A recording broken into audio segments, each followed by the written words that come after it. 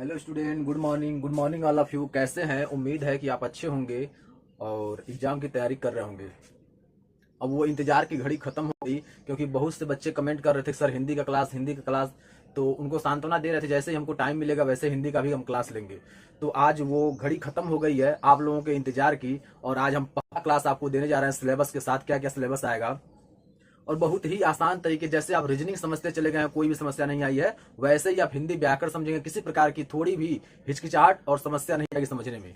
अगर किसी प्रकार की आपको समस्या आती है तो आप कमेंट बॉक्स में कमेंट करें, उसको पुनः समझाया जाएगा आपको।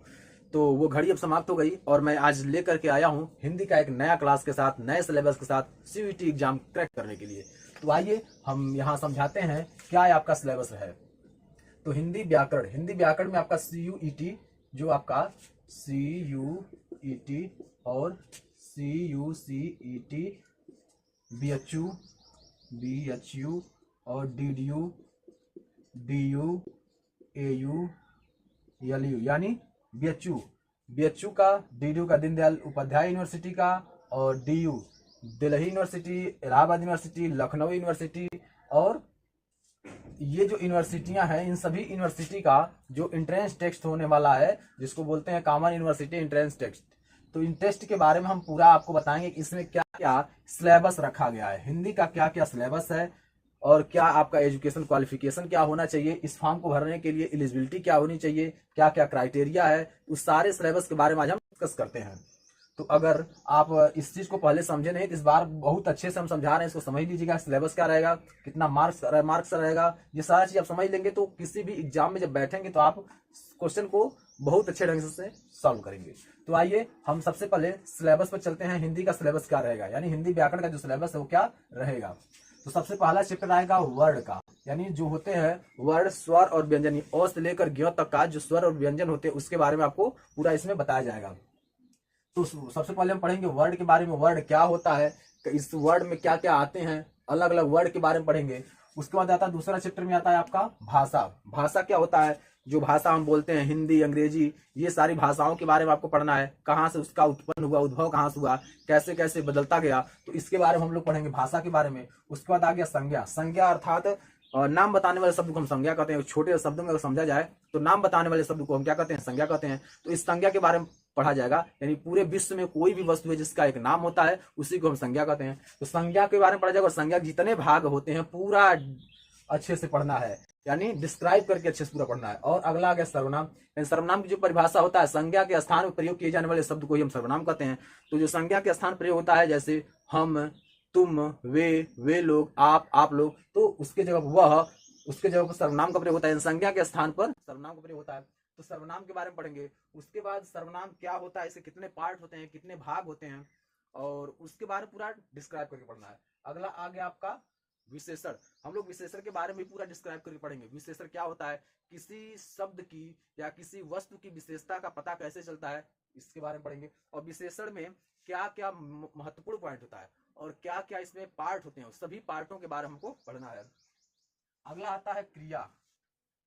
जो वस्तु होता है किसी भी प्रकार की क्रिया करता है उसे हम क्रिया करते हैं, जैसे खाना, रहना, दौड़ना, कूदना, सोना, उठना, बैठना, ये होते हैं क्रिया। तो क्रिया के बारे में हम लोग पढ़ेंगे। अब क्रिया के बारे में पढ़ेंगे तो क्रिया दो प्रकार की होती है, सकर्मक क्रिया और अकर्मक क्रिया। तो सकर्मक क्रिया के बारे में भी पढ़ेंगे और अकर्मक क्रिया के बारे में पढ़ेंगे। मैं जो लेवल आपको पढ़ाऊंगा वह लेवल यूपीपी, यूपीएसआई और लेखपाल लेवल का होगा, जिसमें सीयूईटी, सीयूसीईटी, ये सारा एग्जाम आपका इसके अंडर में आ जाएगा। तो जब आप बेहतरीन ढंग से पढ़ेंगे तो यह जो प्रश्न आप सॉल्व करेंगे, हाँ, जो आप इसको समझेंगे पूरा कॉन्सेप्ट, अगर एक बार कॉन्सेप्ट समझ गए दोबारा आपको पढ़ने की आवश्यकता नहीं, केवल आप रिवाइज कीजिए और रिवाइज करके आगे बढ़ते जाइए। बहुत ही बेहतरीन ट्रिक के माध्यम से आपको बताएंगे हिंदी, बस एक बार आप देखिए। तो अगला हम लोग पढ़ेंगे अब अव्यय के बारे में। जो अव्यय होता है वह शब्दों को सुसंगठित ढंग से, या उसमें कौन सा पद प्रधान होता है, इसके बारे में हम लोग पढ़ेंगे। अव्यय के बारे में पढ़ेंगे। अव्यय के बाद आपका आता है उपसर्ग। उपसर्ग वह शब्द होता है जो किसी शब्द में आगे जुड़ करके उसके अर्थ में परिवर्तन लाता है, उसे उपसर्ग करते हैं। जैसे कार, कार में हम जोड़ दिए उप, तो हो गया उपकार। तो यह आपका हो गया उपसर्ग और यह हो गया मूल शब्द। तो इसके बारे में हमको पढ़ना है। तो उपसर्ग जो होता है वह किसी शब्द के आगे जुड़ करके उसके अर्थ में परिवर्तन कर देता है, उसे हम उपसर्ग कहते हैं। अब आगे दिया है आपका प्रत्यय। अगला चैप्टर क्या होगा? प्रत्यय होगा। प्रत्यय जो होता है वह किसी शब्द के अंत में जुड़ करके उसके अर्थ में परिवर्तन ला देता है, उससे हम क्या कहते हैं? प्रत्यय कहते हैं। वह शब्द जो किसी मूल शब्द के अंत में जुड़ करके अर्थ में परिवर्तन ला दे उसे हम प्रत्यय कहते हैं। तो जो प्रत्यय होता है वह, जैसे यहां अगर ध्यान देंगे तो मित्र, मित्र हो गया, ये मित्र आपका मूल शब्द हो गया। अब इसका भी अर्थ है, अब ता लगा दिया मित्रता हो गया, ता आपका प्रत्यय हो गया, ये आपका मूल शब्द हो गया। तो हम पढ़ेंगे प्रत्यय के बारे में भी पढ़ेंगे। प्रत्यय क्या होता है, प्रत्यय कितने भाग होते हैं, कृत प्रत्यय, तद्धित प्रत्यय, कृत प्रत्यय और तद्धित प्रत्यय के बारे में भी हम लोग पढ़ेंगे। पूरा एकदम एक्सप्लेन किया जाएगा आपको, किसी प्रकार की आपको समस्या नहीं आएगी, ठीक है। तो आगे आपका दिया तत्सम और तद्भव। तत्सम क्या होता है? तत्सम वह शब्द है जो संस्कृत से हिंदी में आया लेकिन संस्कृत ही रह गया, उसे हम तत्सम कहते हैं। जैसे ग्राम, ग्राम का गांव होता है तद्भव में, लेकिन ग्राम ही बोलते हैं। तो जब आया ये, तो जो तद्भव शब्द है वह संस्कृत से आया लेकिन उसका अर्थ हिंदी हो गया, तो ये तद्भव हो गया। और जो तत्सम था वो आया तो, लेकिन उसका संस्कृत ही रह गया, इसलिए उसे तत्सम कहा गया। तो जैसे तत्सम दे दिया ग्राम, ग्राम दे दिया, ये ग्राम हो गया आपका तत्सम, त सम। और इसका तद्भव पूछा, त द भव, तद्भव आपका क्या हो गया? ग्राम का हो गया गांव, ग्राम का गांव हो गया। तो ये आप तत्सम और तद्भव पढ़ेंगे। फिर देशज और विदेशी भी पढ़ेंगे, इसी में देशज शब्द और विदेशी शब्द भी, संकर शब्द भी पढ़ेंगे। ये सारा चीज आप इसमें पढ़ेंगे। यानी इसमें आपको पढ़ना क्या क्या है? तत्सम तद्भव हो गया, उसके विदेशी शब्द पढ़ना है, विदेशी के बाद आपको पढ़ना है संकर शब्द पढ़ना है, और देशज शब्द पढ़ना है, देशज। यानी इस चीज को हम पढ़ेंगे इसमें, तत्सम तद्भव विदेशी संकर और देशज के बारे में हम पढ़ेंगे। जब आप एक दिन पहला चैप्टर आप जिस दिन पढ़ना स्टार्ट करेंगे मन से पढ़ेंगे, आपको रुचि लास्ट तक रहेगा और प्रत्येक दिन उत्साहित रहेंगे उस चैप्टर को कि आए और हम पढ़ें, वीडियो जल्द आए और हम पढ़ें। इस तरीके से आप पढ़ाया जाएगा आपको, एकदम आपको एक्टिव रहेंगे, हर हमेशा आप एक्टिव रहेंगे पढ़ने के लिए। इस तरीके से आपको यहाँ पढ़ाया जाता है। तो आप रीजनिंग से समझ ही गए होंगे आपका रीजनिंग कैसा चल रहा है। वैसे हिंदी भी एक बार देख लीजिए, फिर बताइए आपका हिंदी कैसा है। आप जीरो रहेंगे, जीरो से आपको हीरो तक पहुंचा देंगे, मेरी गारंटी है। आइए अगला हम पढ़ते हैं लिंग, यानी आपका लिंग। लिंग जो होता है वह लिंग के बारे में हम लोग पढ़ना है, स्त्रीलिंग पुल्लिंग। हिंदी में दो होते हैं, स्त्रीलिंग और पुल्लिंग। तो स्त्रीलिंग और पुल्लिंग के बारे में पढ़ेंगे, कौन कौन स्त्रीलिंग होते हैं और कौन कौन पुल्लिंग होते हैं, कैसे उसका वाक्य में प्रयोग होता है, कैसे उसकी पहचान होती है, ये सारा चीज हम एस्टिमेट करके पढ़ाएंगे आपको लिंग। तो लिंग के बारे में पढ़ेंगे। उसके बाद हम पढ़ेंगे कारक। कारक होते हैं टोटल 8 कारक होते हैं आपके, टोटल 8। ये 8 कारक के बारे में आपको बताया जाएगा, कर्ता कर्म कर्ण, ये सभी जितने 8 हैं टोटल कारक के बारे में बताया जाएगा। कारक चिन्ह के बारे में बताया जाएगा, और जो कारक चिन्ह होते हैं वो कैसे वाक्य में आते हैं और वाक्य को कैसे पहचानना है ये भी सारा बताया जाएगा, क्योंकि वाक्य ही पहचानना एग्जाम में इंपॉर्टेंट होता है। तो कारक के बारे में जब पूरा एक्सप्लेन कर देंगे तो आप किसी भी प्रकार के वाक्य को पाएंगे और तुरंत बता देंगे कौन सा कारक लगा हुआ है इसमें। अगला आता है संधि। संधि का मतलब होता है जोड़ना। संधि का मतलब होता है जोड़ना, एकदम अर्थ आप समझ जाएंगे। संधि का मतलब होता है जोड़ना। तो जब जोड़ने का अर्थ आता है तो किसी भी चीज को, और जब संधि विच्छेद पढ़ते हैं तो अलग करना, संधि विच्छेद में अलग करना होता है, समझ में आया। तो उपधनकार, उपधनकार ये आपका संधि विच्छेद हो गया, लेकिन जब जोड़ दिए तो उपकार हो गया, तो ये क्या हो गया आपका, ये संधि हो गया। अब आपका संधि में जितने प्रकार के संधि होते हैं सभी प्रकार के संधि पढ़ेंगे, जितने रूल्स होते हैं संधि के सभी रूल्स को पढ़ेंगे हम। आगे दिया है आपका समास।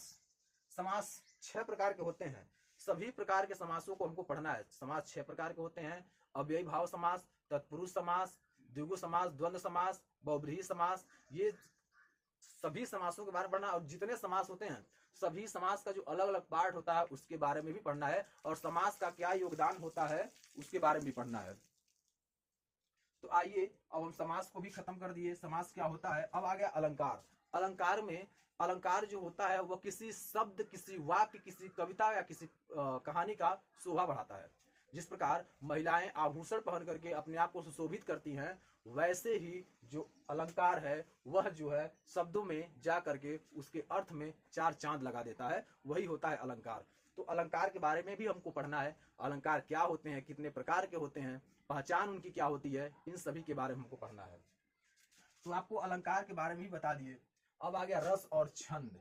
रस क्या होता है, ये जो टोटल 11 रस होते हैं, 9 रस होते हैं, अलग अलग कवियों के मत के अनुसार जो रस होते हैं सभी रसों को पढ़ाया जाएगा। वीर रस से लेकर के करुण रस, जो भी है रस, सभी रसों के बारे में आपको पढ़ाया जाएगा। रस का क्या भाव होता है, वाक्य को कैसे पहचान करेंगे, ये सारा चीज आपको रस में मिलेगा।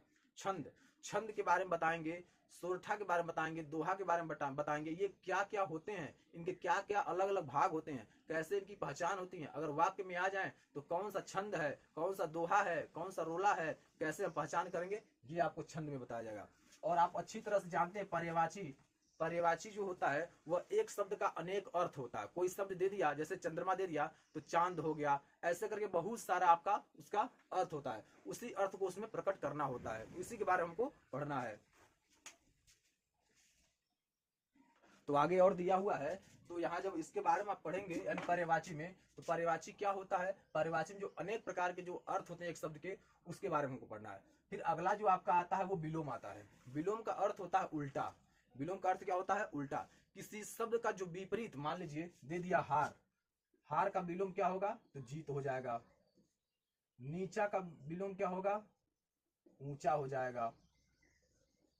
ऊपर का क्या होगा, नीचे होगा। धन का क्या होगा, निर्धन होगा। इस प्रकार हमको पढ़ना है, यानी जो आपका विलोम होता है वो उल्टा होता है, किसी शब्द का दे देगा तो उसका उल्टा हमको बताना होगा। अब आया है आपका वाक्यांशों के लिए एक शब्द। वाक्यांशों के लिए एक शब्द का अर्थ होता है, एक लंबा सा वाक्य देगा, उसके लिए छोटा सा अर्थ आपको बताना। जैसे मांस खाने वाले को क्या कहते हैं, तो इसको क्या कहते हैं, छोटे शब्द में मांसाहारी कहते हैं। साग सब्जियां खाने वाले को क्या कहते हैं, तो शाकाहारी कहते हैं। फल फूल खाने वाले को क्या कहते हैं, फलाहारी कहते हैं। तो इस प्रकार का हम लोग करेंगे, इसमें बहुत सारा होता है। ये जो यहाँ से जो शब्द भंडार आता है, ये आप लोगों को खुद तैयार करना। मैं इसका 10 से 20 बता सकता हूँ, बाकी आपको पूरा तैयार करना है। ये आपके ऊपर डिपेंड होता है कि आप किस प्रकार से तैयार करेंगे, क्योंकि ये अनंत है, बहुत सारा है। कितना मैं यहाँ आपको बताऊंगा, जितना बताऊंगा उतना ही कम है, इसलिए आप खुद इसे तैयार करेंगे। और वाक्यांशों के लिए एक शब्द के बारे में भी आप समझ चुके हैं। उसके बाद जो दिया है आपका 20 नंबर चैप्टर में दिया मुहावरा और लोकोक्तियां, यानी जो मुहावरा होता है, जो कहावतें होती हैं, जो उसका अर्थ निकलता है। जैसे खिसियानी बिल्ली खंभा नोचे, यानी गुस्सा करें और गुस्सा करके खुद ही गुस्सा अपने आप पर गुस्सा उतारें। 9 2 11 होना, तो इसका अर्थ होता है भाग जाना। तो ये सारे चीज होते हैं जो हम लोग इसमें मुहावरा में और लोकोक्तियां में पढ़ेंगे। तो आपको हिंदी इतने बेहतर ढंग से पढ़ाया जाएगा, जिस ही रुझान के साथ मैं आपको रीजनिंग पढ़ा रहा हूं, उसी रुझान के साथ मैं आपको पढ़ाऊंगा हिंदी। एक बार अगर पहली क्लास लेंगे तो आप अगली क्लास के लिए इतना उत्साहित हो जाएंगे कि जल्द से जल्द अगली क्लास हमको मिले। जिस प्रकार आप रीजनिंग में उत्साहित हो रहे हैं कि पहली क्लास मिला, फिर दूसरी क्लास मिले, तीसरी क्लास मिले, क्योंकि अभी बहुत सारे ऐसे चैप्टर हैं जो कठिन है, लेकिन उसका ट्रिक मैं 1 लाइनर लाया हूं। वो जब आपको चैप्टर मिलेगा तो आपको पढ़ा, जैसे घड़ी हो गया, कैलेंडर हो गया, वर्डमॉस हो गया, ऐसे बहुत सारे चैप्टर बचे हुए हैं रीजनिंग में, जो आपको एकदम शॉर्ट ट्रिक में बताया जाएगा। और एकदम कहीं मिलेगा नहीं ऐसा ट्रिक, जो मैं बता दूंगा ऐसा ट्रिक कहीं मिलेगा नहीं, देख लीजिएगा।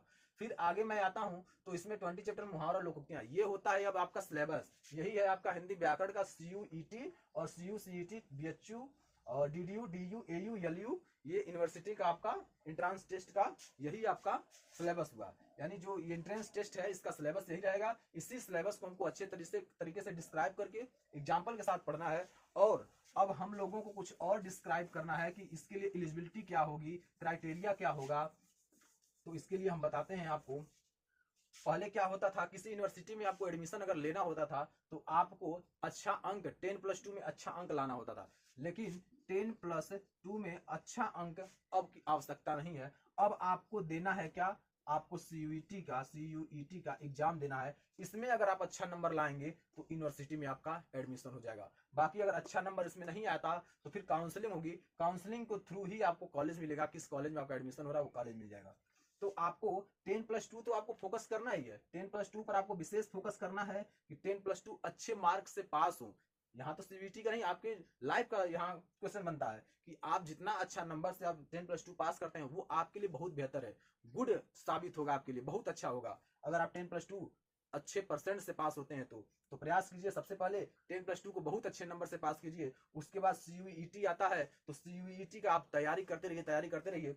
और फिर जब आप तैयारी कंटिन्यू बनाए रखेंगे तो जो आपका एग्जाम होगा, आप पकड़ बन जाएगी, सारे सब्जेक्टों पर अच्छी पकड़ बन जाएगी। और जब अच्छा पकड़ बन जाएगा तो सब कुछ आपका बेहतर होगा। यानी जब एग्जाम में बैठेंगे तो बहुत ही, जब पेपर देखेंगे, पेपर देकर बहुत ही रिलीफ महसूस करेंगे और पूरा प्रश्न आप बहुत ही कम समय में सॉल्व करके तैयार कर देंगे। तो उसी प्रकार जब CUET का एग्जाम देंगे तो क्लियर है, आसानी से आपका क्लियर हो जाएगा। बस आप कंटिन्यू बने रहिए। अगर आपको रीजनिंग का क्लास देखना है तो हमारे यूट्यूब चैनल पर जाइए और IT ऑनलाइन एजुकेशन वहां से भी देख सकते हैं। अगर आपको और भी क्लासेस देखना है, कंप्यूटर की क्लास देखना है तो IT ऑनलाइन एजुकेशन में जाइए, वहां से भी देख सकते हैं। तो स्टूडेंट, अगर हमारे चैनल पर आप नए हैं तो हमारे चैनल को रेड बटन दबाकर सब्सक्राइब कर लीजिए, बेल आइकन दबा दीजिए, ताकि हर वीडियो की नोटिफिकेशन सबसे पहले आप तक पहुंचे। किसी प्रकार का अगर समस्या होता आपको हिंदी में तो तुरंत आप कमेंट बॉक्स में लिख करके कमेंट कीजिए, ताकि आपको उसका सोल्यूशन मिल जाए। तो चलिए, आज यहीं आपको सिलेबस हम फिनिश करते हैं। अगली वीडियो अगले दिन आएगी और उसके लिए आप तैयार रहिए, कमर कस करके। आपको एंट्रेंस निकालना है तो निकालना है।